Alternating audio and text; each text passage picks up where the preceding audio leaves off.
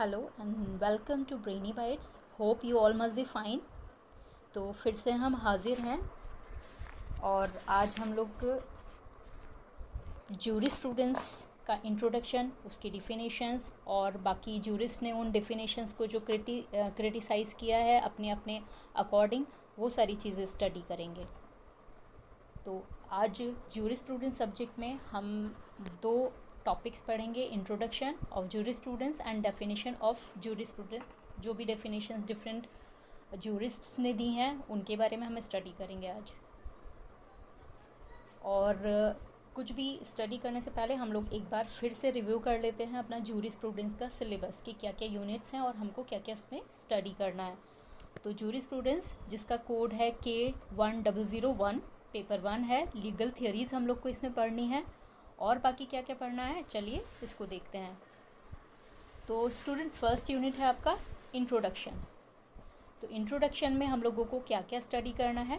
Definition, nature and scope of jurisprudence, importance of the study of jurisprudence.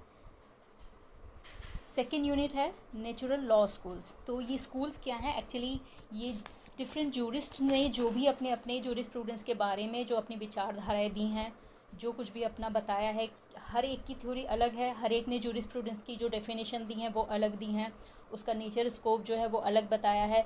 तो हर एक ने अपने अपने तरीके से उसको डिफ़ाइन किया है। अब उसको जो जैसे जैसे डिफ़ाइन किया है, तो जिस किसी ने उसको एक प्राकृतिक विधि का विज्ञान कहा है, तो उन सारे जूरिस्ट को नेचुरल लॉ स्कूल में, यानी कि जो प्राकृतिक न्याय विचारधारा है उसमें डिवाइड कर दिया गया है। दूसरा यूनिट है आपका एनालिटिकल स्कूल। एनालिटिकल स्कूल का भी सेम है कि जिन जिन जूरिस्ट्स ने डिफरेंट इम्पीरियलिज्म और ये सब के बारे में बताया, उनको अलग डिफ़ाइन करके उनके स्कूल को या उनकी विचारधारा को एनालिटिकल स्कूल का नाम दिया गया है। Third, historical school. इसमें भी आप लोगों को कुछ जूरिस्ट के बारे में स्टडी करना है कि उन्होंने जूरिस्प्रूडेंस को किस किस तरीके से डिफ़ाइन किया है। उसके बाद नेक्स्ट आपका आता है सोशियोलॉजिकल स्कूल। नेक्स्ट आपका है American modern realism and last आपका है इकोनॉमिक अप्रोच ऑफ लॉ। तो इस तरीके से आपको कुल मिलाकर 7 यूनिट्स प्रिपेयर करनी है। इसी को मैंने जो हिंदी मीडियम स्टूडेंट्स हैं उनके लिए हिंदी में भी डिफ़ाइन कर दिया है। तो जो फर्स्ट यूनिट आपकी है प्रस्तावना यानी इंट्रोडक्शन, इसमें आपको परिभाषा पढ़नी है, उसकी प्रकृति, उसका क्षेत्र और उसके अध्ययन का महत्व कि क्या सिग्निफिकेंस है, क्या उसका इम्पोर्टेंस है। तो पहला जो है नेचुरल लॉ स्कूल, उसको हिंदी में कहा गया है प्राकृतिक विधि संप्रदाय या प्राकृतिक न्याय विचारधारा। दूसरा आपका एनालिटिकल स्कूल, इसको हिंदी में आप विश्लेषणात्मक संप्रदाय या विश्लेषणात्मक विचारधारा कह सकते हैं। थर्ड आपका हिस्टोरिकल स्कूल, हिस्टोरिकल स्कूल को ऐतिहासिक संप्रदाय या ऐतिहासिक विचारधारा। नेक्स्ट आपका सोशियोलॉजिकल स्कूल यानी समाजशास्त्रीय संप्रदाय या समाजशास्त्रीय विचारधारा। उसके बाद है अमेरिकन मॉडर्न रियलिज्म, इसको हिंदी में कहा गया है अमेरिकन या अमेरिकी आधुनिक यथार्थवाद। लास्ट आपका है इकोनॉमिक अप्रोच ऑफ लॉ यानी विधि का अर्थशास्त्रीय दृष्टिकोण।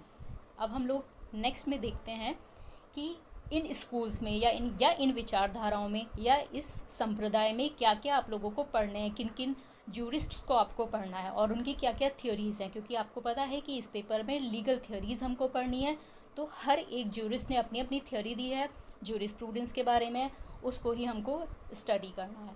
तो जो नेचुरल लॉ स्कूल है या प्राकृतिक विधि संप्रदाय या विचारधारा है, उसमें आपको 2 जूरिस्ट को पढ़ना है।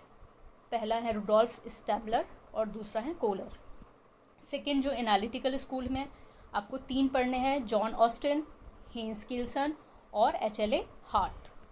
थर्ड जो आपका हिस्टोरिकल स्कूल है, उसमें भी आपको फिर से 2 जूरिस्ट को स्टडी करना है, जो है सेविनी, फ्रेडरिक कार्ल सेविनी, और दूसरे हैं आपके सर हेनरी मेन।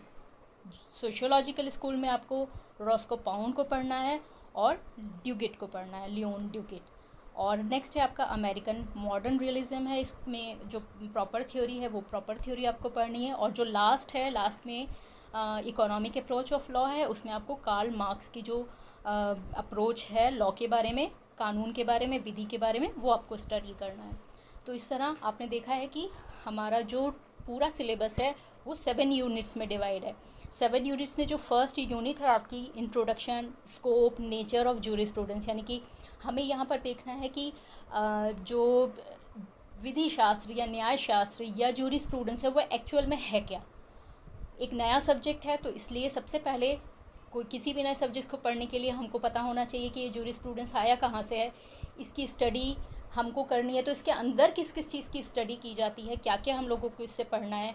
क्योंकि आप एक लॉ के स्टूडेंट है तो लॉ के स्टूडेंट होने के नाते जूरिस्प्रूडेंस को आपको ना केवल LLB में स्टडी करना है, BA LLB में स्टडी ही नहीं करना है, बाकी आपको LLM में भी ये स्टडी करना होता है। और साथ ही साथ जो बच्चे जज के लिए प्रिपरेशन करते हैं, जुडिशियरी के लिए प्रिपरेशन करते हैं, उनके लिए भी ये सब्जेक्ट मोस्ट इम्पॉर्टेंट है, क्योंकि इसी से पूरा विधि निकल कर आती है, पूरा कानून या पूरा लॉ जो भी है वो सब निकल कर आता है। और इसको हमें सिर्फ इंडिया के रेफरेंस में नहीं बल्कि पूरे वर्ल्ड में, और जो पहले हो चुका है, पहले जो कानून बने हैं कैसे बने हैं और यहाँ तक हम पहुँचे हैं तो कैसे कैसे पहुँचे हैं, किन किन अप्रोचेस को फॉलो करते हुए हम यहाँ तक पहुँचे, वो सारा कुछ आपको देखना होगा।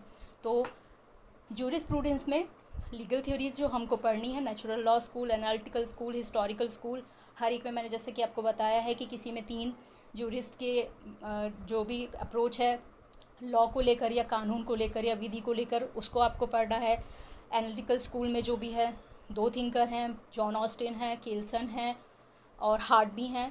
और हिस्टोरिकल स्कूल में सेविनी है, हेनरी मेन है। सोशियोलॉजिकल स्कूल में रॉस्को पाउंड और ड्यूगिट हैं। तो सबकी अपनी अपनी जो भी विचारधाराएं हैं, जो भी उन्होंने विधि शास्त्र के बारे में या न्याय शास्त्र के बारे में या जूरिस्प्रूडेंस के बारे में कहा है, वो सारी थ्योरीज आप लोगों को पढ़नी है। और एग्ज़ाम के पॉइंट ऑफ व्यू से आप सेलेक्टिव स्टडी कर सकते हैं अगर आपके पास टाइम कम है। तो जिस तरह से हर में किसी में 3 थिंकर हैं, किसी में 2 हैं जूरिस्ट हैं, किसी में 3 हैं, तो इस तरीके से आपको क्या कर लेना है कि सबसे पहले इंट्रोडक्शन तो समझना ही है कि एक्चुअल में ये सब्जेक्ट क्या है, क्या किसने किसके बारे में क्या कहा है। जब आप ये समझ लेते हैं तो नेक्स्ट बात आती है कि आपको जो जूरिस्ट हैं उनको आप सेलेक्टिव स्टडी कर सकते हैं। यानी ज़रूरी नहीं है कि एग्ज़ाम के पॉइंट ऑफ व्यू से आप सारे के सारे जो जूरिस्ट हैं उनको पढ़ें।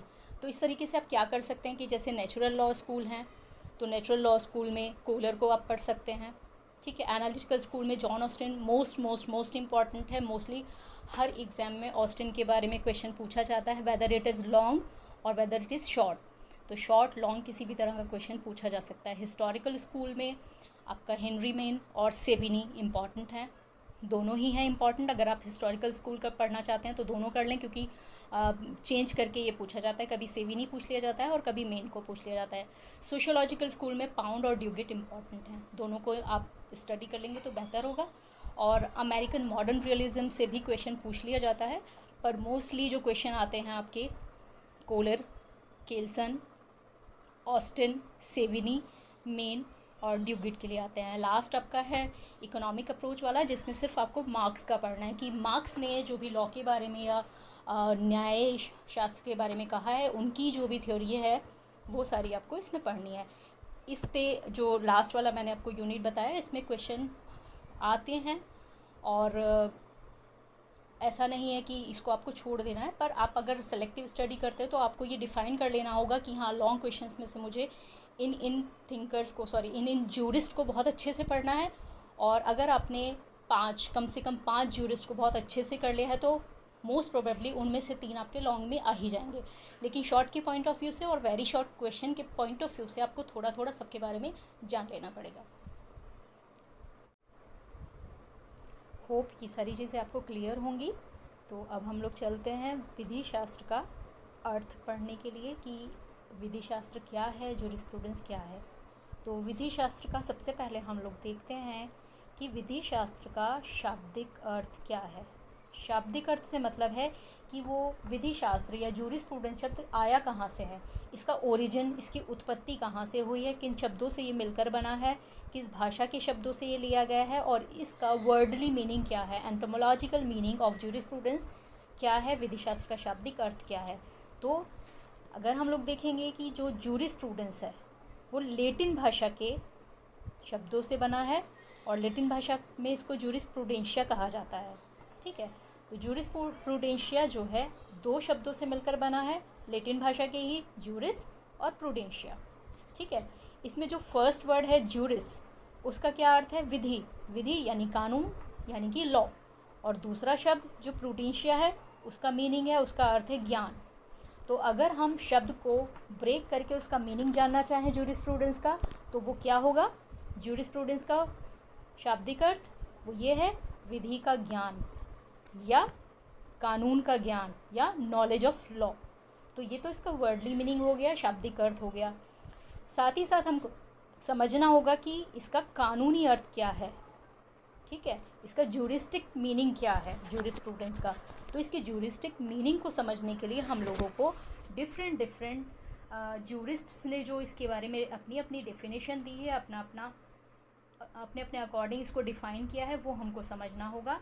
इसमें अल्पियन, प्रोफेसर ग्रे, हॉलन, सामर्न, बहुत सारे ज्यूरिस्ट हैं जिन्होंने अपने अपने हिसाब से इसकी डेफिनेशन दी है। तो चलिए देखते हैं कि किस किस ज्यूरिस्ट ने क्या क्या डेफिनेशन दी है। तो सबसे पहले हम लोग देखते हैं कि अल्पियन ने क्या डेफिनेशन दी है। अल्पियन ने डेफिनेशन दी है कि विधि शास्त्र मानवीय और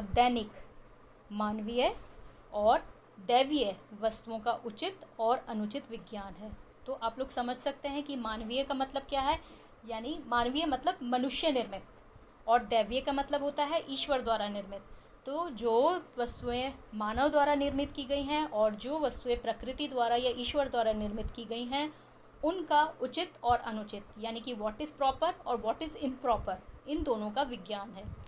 दूसरे हैं प्रोफेसर ग्रे। तो प्रोफेसर ग्रे ने क्या कहा है कि विधि शास्त्र एक विज्ञान है जिसमें सरकारी न्यायालयों में प्रचलित क्रमबद्ध और व्यवस्थित नियमों तथा उनमें अंतर्निहित सिद्धांतों की पूर्ण विवेचना रहती है। ठीक है, तो इन्होंने क्या कहा है कि एक ऐसा विज्ञान है जिसमें सरकारी न्यायालय, यानी जो न्यायालय हैं, कोर्ट्स होते हैं, उनमें प्रचलित क्रमबद्ध क्या होता है कि एक क्रम से बनाया गया सिस्टमैटिक जो नियम बनते हैं। अगर हम कोर्ट की प्रोसीडिंग्स देखें तो वो एक क्रम से बनी हुई और एक व्यवस्थित तरीके से, ऑर्गेनाइज तरीके से कुछ नियम होते हैं, उनके तहत ही वो काम करती है। तो इन्होंने यही कहा है कि विधि शास्त्र एक ऐसा विज्ञान है जिसमें सरकारी न्यायालयों में प्रचलित क्रमबद्ध और व्यवस्थित नियमों का और उनमें निहित सिद्धांतों का, यानी उन नियमों के साथ साथ उनमें कुछ सिद्धांत भी होते हैं, कुछ प्रिंसिपल्स भी होते हैं, उनकी ही पूर्ण विवेचना रहती है।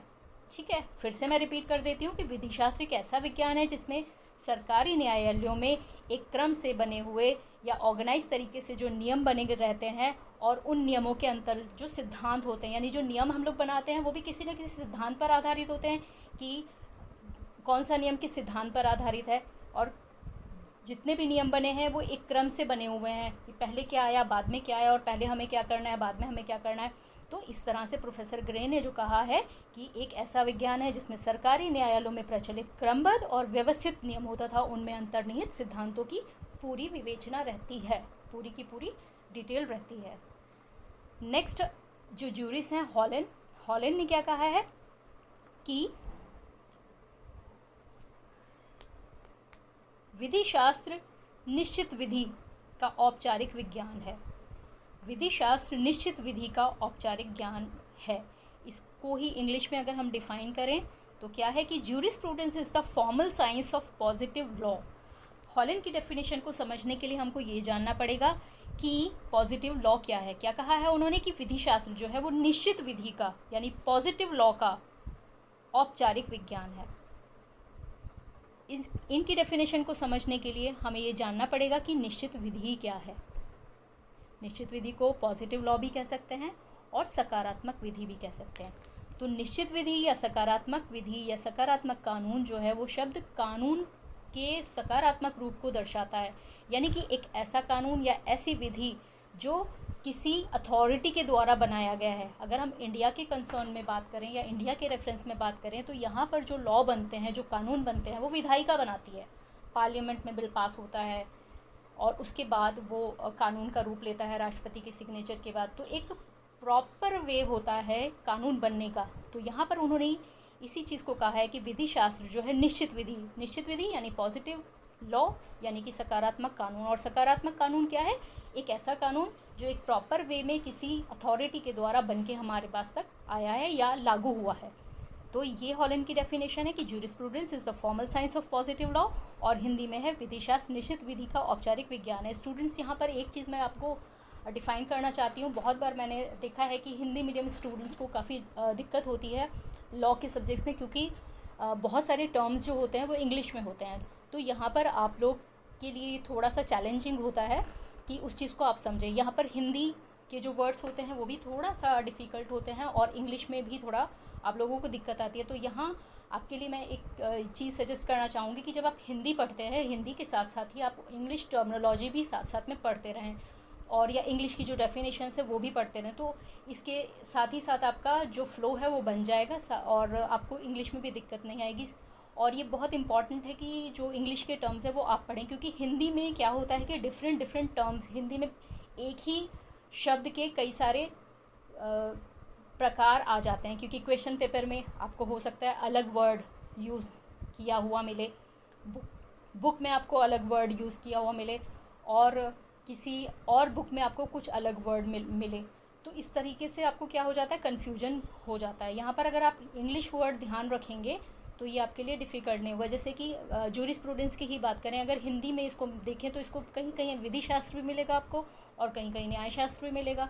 तो इसलिए जब आप जूरिस्प्रूडेंस, आपको क्लियर है कि जूरिस्प्रूडेंस, हाँ जूरिस्प्रूडेंस है, तो आपको चाहे विधि शास्त्र मिल जाए लिखा हुआ, चाहे आपको न्याय शास्त्र मिल जाए, तो आपको कन्फ्यूजन नहीं होगा। तो अभी यहाँ पर हमारी क्लियर हुई कि हॉलैंड की डेफिनेशन क्या थी। नेक्स्ट डेफिनेशन है ऑस्टिन की। जैसा कि अभी मैंने सिलेबस भी डिस्क्राइब किया, तो मैंने बताया कि ऑस्टिन जो है एनालिटिकल स्कूल के मोस्ट इम्पॉर्टेंट जूरिस्ट हैं, तो उनकी डेफिनेशन भी बहुत मायने रखती है, इम्पॉर्टेंट डेफिनेशन है। तो उन्होंने क्या कहा है, उन्होंने कहा है कि विधि शास्त्र निश्चित विधि का दर्शन है। इसी को इंग्लिश में भी हम देख लेते हैं। Jurisprudence is the philosophy of positive law. इन्होंने भी पॉजिटिव लॉ वर्ड यूज़ किया है हॉलैंड की तरह, लेकिन इन्होंने क्या कह दिया है कि विधि शास्त्र निश्चित विधि का दर्शन है। Jurisprudence the philosophy of positive law, यहाँ उन्होंने पॉजिटिव लॉ का फिलॉसफी बता दिया है, और हॉलैंड ने क्या कहा था कि निश्चित विधि का औपचारिक विज्ञान है। तो दोनों में थोड़ा सा डिफरेंस है, इसको आप समझ लीजिएगा। लास्ट डेफिनेशन सामन की है। लास्ट डेफिनेशन नहीं है स्टूडेंट्स, डेफिनेशन तो बहुत सारे जूरिस्ट ने अलग अलग दी हुई है, लेकिन अगर आपको ये क्वेश्चन आता है कि विधि शास्त्र से आप क्या समझते हैं, विभिन्न जूरिस्ट ने इसकी क्या डेफिनेशन दी है, और उसको उन डेफिनेशंस को कैसे क्रिटिसाइज़ किया गया है, उनकी आलोचना कैसे कैसे की गई है, क्या उनकी आलोचनाएं हैं, तो जब ये बात आती है तो यहाँ पर आपको 10 जूरिस्ट की डेफिनेशन देने की ज़रूरत नहीं है। मोस्ट इंपॉर्टेंट यही है, अल्पियन, ग्रे, हॉलैंड, सामंड, ऑस्टिन, इनकी डेफिनेशन आप दे सकते हैं, और उसके बाद आप जिन जिन आलोचकों ने उन डेफिनेशन की आलोचनाएं की हैं उसके बारे में आप डिटेल में बता सकते हैं। तो सारे के सारे जो जूरिस्ट हैं उनकी सबकी डेफिनेशन देना इम्पॉर्टेंट नहीं है। तो नेक्स्ट हमारा है सामंड। सामंड की डेफिनेशन क्या है, सामंड ने जो डेफिनेशन दी है उसको दो तरह से उन्होंने डेफिनेशन दी है, दो अर्थों में, दो मीनिंग्स में। पहला तो है विस्तृत, और दूसरा है संकीर्ण अर्थ में। संकीर्ण का मतलब होता है नैरो, कुछ उन्होंने इस तरीके से डिफ़ाइन किया है बहुत ही संक्षिप्त में, और दूसरा उन्होंने विस्तृत रूप से डिफ़ाइन किया है जूरिस्प्रूडेंस को। जो विस्तृत अर्थ में डिफ़ाइन किया है उसमें कहा है उन्होंने कि विधि शास्त्र जो है वो नागरिक विधि का विज्ञान है। अब आपको लग रहा होगा कि वन लाइन डेफिनेशन है और इसको विस्तृत अर्थ में कैसे दिया है, तो इसके अंदर ही बहुत सारी चीज़ें छुपी हैं। नागरिक विधि, तो नागरिक विधि को समझने के लिए भी आपको ये जानना होगा कि क्या नागरिक विधि से मतलब है, नागरिक विधि क्या है, उसमें क्या इंक्लूडेड है। और संकीर्ण अर्थ में उन्होंने क्या डेफिनेशन दी है कि विधि शास्त्र जो है नागरिक विधि के प्रथम सिद्धांतों का विज्ञान है। सामंड की डेफिनेशन को विस्तृत अर्थ में और संकीर्ण अर्थ में दोनों में समझने के लिए उनकी जो डेफिनेशन में या उनकी परिभाषा में जो शब्द दिए गए हैं उनको थोड़ा सा हम लोग समझ लेते हैं। तो सामंड ने जिस तरह कहा है कि विस्तृत अर्थ में कि विधि शास्त्र जो है वो नागरिक विधि का विज्ञान है, तो नागरिक विधि का विज्ञान क्या कहा है उन्होंने कि नागरिक विधि का विज्ञान है।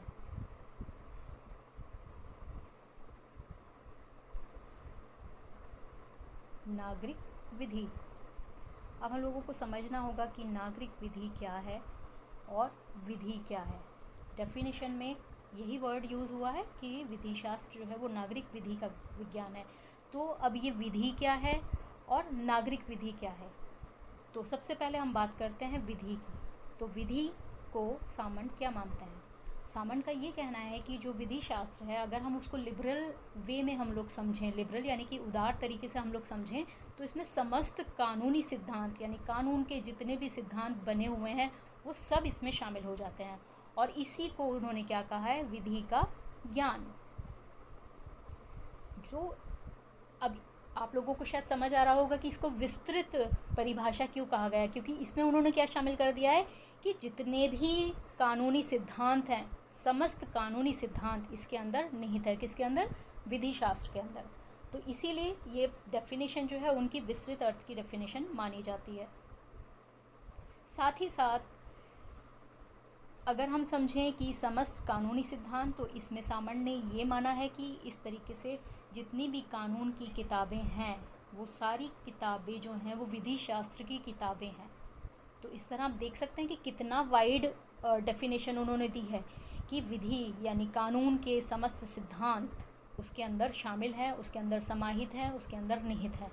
तो इस तरह से उनके दृष्टिकोण से अगर हम देखें तो क्या हो गया कि जो कानून की जितनी भी किताबें हैं हमारे पास उपलब्ध, वो सारी की सारी क्या हैं, विधि शास्त्र की ही किताबें हैं। तो इस तरह से ये उनका डेफिनेशन दी गई है विस्तृत अर्थ में। थोड़ा सा इसको हम और एक्सप्लोर कर लेंगे कि विधि उनके हिसाब से या उनके अनुसार विधि क्या है। ठीक है, विधि। तो विधि से उनका क्या तात्पर्य है। विधि से उनका तात्पर्य उन सिद्धांतों से है जिन्हें राज्य यानी स्टेट के द्वारा न्याय प्रशासन के लिए स्वीकार किया जाता है और लागू किया जाता है। यानी कि स्टेट अपनी प्रजा के लिए, अपनी जनता के लिए जो सॉवरेन है उसको स्टेट माना गया है, सॉवरेन स्टेट को ही सॉवरेन माना गया है। और जो स्टेट है वो अपनी जनता के लिए कानून बनाता है और उनको लागू करता है, उनको एक्सेप्ट करता है, उनको बनाता है और जनता को उसको, जनता के लिए उनको लागू करता है। तो यहाँ पर ऑस्टिन का मतलब, जो सामंत का मतलब जो है कि सिद्धांतों का ऐसा समूह जिन्हें राज्य द्वारा यानी स्टेट द्वारा क्या किया जाता है, स्वीकार किया जाता है और लागू किया जाता है, वही क्या है, वही विधि है। तो यहाँ पर सामंत के अनुसार केवल उन्हीं सिद्धांतों के समूह को विधि कहा जाता है जिन्हें राज्य के न्यायालयों द्वारा न्याय प्रशासन में लागू किया गया है। जितने भी कोर्ट के जो सिद्धांत हैं, न्यायालयों के सिद्धांत हैं, राज्य में न्यायालय होते हैं, न्यायालयों के जितने भी सिद्धांत हैं न्याय प्रशासन में उनको लागू किया गया है, वही हमारी क्या है, विधि हैं। ठीक है।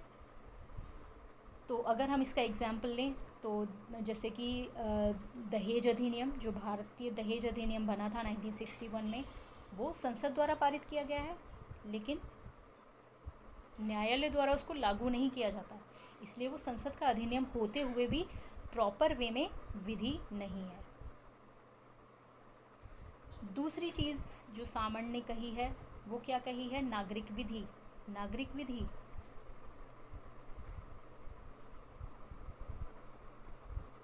नागरिक विधि को इंग्लिश में हम लोग कहते हैं सिविल लॉ। सिविल लॉ को जनरली आम भाषा में दीवानी कानून कहा जाता है, लेकिन जो सामंत की डेफिनेशन में नागरिक विधि शब्द का प्रयोग किया गया है उसका मतलब दीवानी विधि या दीवानी कानून से ना होकर एक अलग ही अर्थ में इसको उन्होंने प्रयुक्त किया है, यूज़ किया है। तो उनका अर्थ क्या है, वो है state made law. State made law.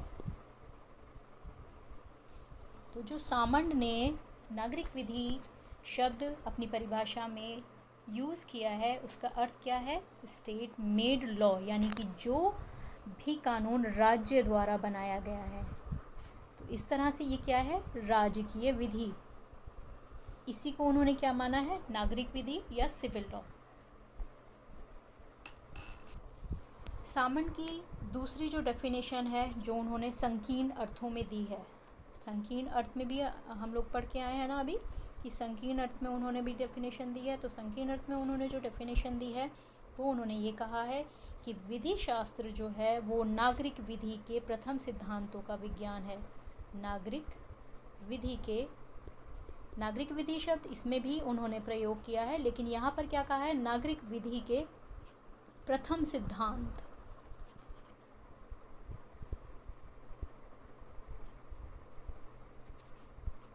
का विज्ञान। अपनी विस्तृत वाली डेफिनेशन में उन्होंने ये कहा कि विधि शास्त्र पूरी की पूरी नागरिक विधि का, यानी कि राज्य द्वारा जितने भी कानून बनाए जाते हैं या सारे के सारे जो भी हमारे न्यायालयों में कानून लागू किए जाते हैं, राज्य द्वारा बनाए जाते हैं, स्वीकार किए जाते हैं, वो सारे के सारे कानून जो हैं विधि शास्त्र की अंदर पढ़े जाते हैं। और यहाँ पर संकीर्ण अर्थों में यानी नैरो सेंस में उन्होंने क्या माना है कि जो नागरिक विधि के प्रथम सिद्धांतों का विज्ञान ही विधि शास्त्र है। तो यहाँ पर नागरिक विधि आप लोगों को समझ आ गया कि नागरिक विधि वही है जो राज्य द्वारा बनाए गए कानून है। यहाँ पर सिविल लॉ नहीं है, दीवानी कानून नहीं है, बल्कि उसका अर्थ क्या है कि जो स्टेट मेड लॉ है। तो यहाँ पर संकीर्ण वाली डेफिनेशन में वही बात की गई है कि नागरिक विधि के प्रथम सिद्धांतों का विज्ञान उन्होंने संकीर्ण वाली डेफिनेशन में कहा है। तो नागरिक विधि के प्रथम सिद्धांत को स्पष्ट करते हुए उन्होंने क्या कहा है कि इसका जो मतलब है, इसका जो तात्पर्य है, वो विधि के उन मूलभूत सिद्धांतों से होता है जो विभिन्न देशों की नागरिक विधियों का आधार है, यानी जो बेस उनका है, जब जो हर देश के कानून अपने बनते हैं, जो भी लॉ बनाते हैं, उनका जो बेसिक सिस्टम है, जो मूलभूत सिद्धांत हैं, उनको ही इसमें संकीर्ण अर्थ में उन्होंने शामिल किया है। ठीक है, तो विधि के उन मूलभूत सिद्धांतों से इसका तात्पर्य है जो विभिन्न देशों के नागरिक विधियों का आधार है। ये मूलभूत सिद्धांत जो होते हैं, इन्हीं को उन्होंने प्रथम सिद्धांत कहा है, और इन प्रथम सिद्धांतों को ही उन्होंने क्या माना है, विधि शास्त्र की विषय सामग्री माना है, सब्जेक्ट मैटर माना है। तो इस प्रकार जो विधि शास्त्र है वो विधि के उन आदर्श सिद्धांतों का अध्ययन करता है जो किसी देश की वैधानिक व्यवस्था यानी कानूनी व्यवस्था के आधार होते हैं। तो यहाँ पर मेन चीज़ जो सारी आप लोगों को डेफिनेशन बताई हैं, इतनी डेफिनेशन भी आप लोग लिख देते हैं तो सफिशिएंट है। मेन बात होती है कि उनको आपको एक्सप्लेन करना है, हर डेफिनेशन के बाद उसको आपको अपने शब्दों में एक्सप्लेन करना है कि जिस भी जूरिस्ट ने जो डेफिनेशन दी है, अल्पियन ने क्या दी है, प्रोफेसर ग्रे ने क्या दी है, और हॉलैंड ने क्या दी है, और सामंड ने क्या दी है, और ऑस्टिन ने क्या दी है, इन सब की डेफिनेशन को जब आप अपने शब्दों में एक्सप्लेन कर देंगे तो ये आपका प्रश्न तैयार हो जाएगा, उत्तर तैयार हो जाएगा। उसके बाद प्रश्न में कभी कभी ये भी पूछ लेते हैं कि इनकी परिभाषाओं की आलोचनात्मक व्याख्या कीजिए। तो आलोचनात्मक व्याख्या का मतलब यही है कि उनको आपको आलोचना भी लिखनी है। जिसकी डेफिनेशन है, या तो आप दो तरीके से इसको लिख सकते हैं, या तो पहले सब जूरिस्ट की डेफिनेशन 1 बाय 1 उनकी नेम की हेडिंग डालकर दे दीजिए, और उसके बाद लास्ट में कंक्लूजन से पहले उनकी आलोचना लिख दीजिए। या फिर आप ये कर सकते हैं, हर एक जूरिस्ट की डेफिनेशन लिखिए, उसके बाद उसकी आलोचना लिख दीजिए, फिर दूसरे जूरिस्ट की डेफिनेशन लिखिए, फिर उसकी आलोचना लिख दीजिए। तो ये दोनों चीज़ें आप कर सकते हैं। तो अगर हम आलोचना की बात करें कि किस किस जूरिस्ट की क्या क्या आलोचना की गई है, कैसे कैसे की गई है, तो वो आलोचना हम लोग देखते हैं कि किस किस के लिए क्या क्या कहा गया है। तो हम सबसे पहले सामंड की बात करते हैं, क्योंकि सामंड की जो डेफिनेशन है वो बहुत ही एक्सपेंडेड वे में उन्होंने दी है और नैरो वे में भी दी है, उसको हम लोग अच्छे से देख लेते हैं।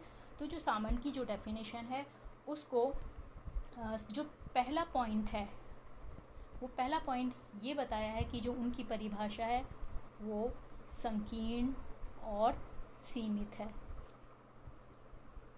ये पहला पॉइंट है, इसको आपको बताना है कि संकीर्ण और सीमित कैसे है। कि उन्होंने जो अपनी नैरो वाली जो डेफिनेशन दी है उसमें उन्होंने केवल आधारभूत सिद्धांतों को ही माना है, जबकि ऐसा नहीं है।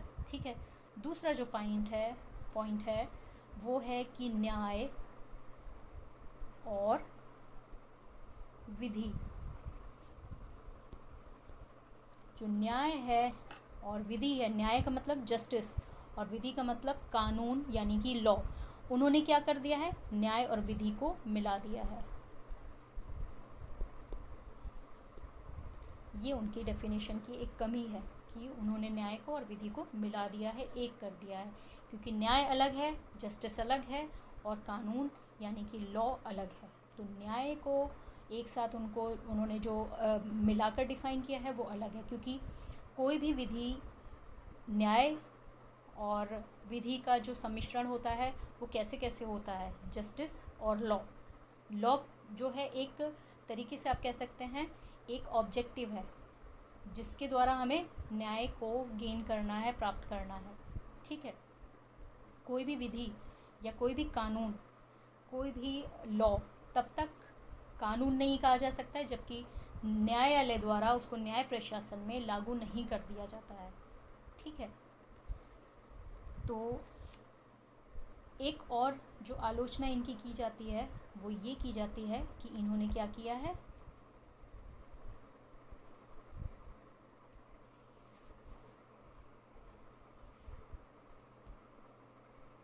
कि अंतर्राष्ट्रीय विधि को इन्होंने विधि नहीं माना है।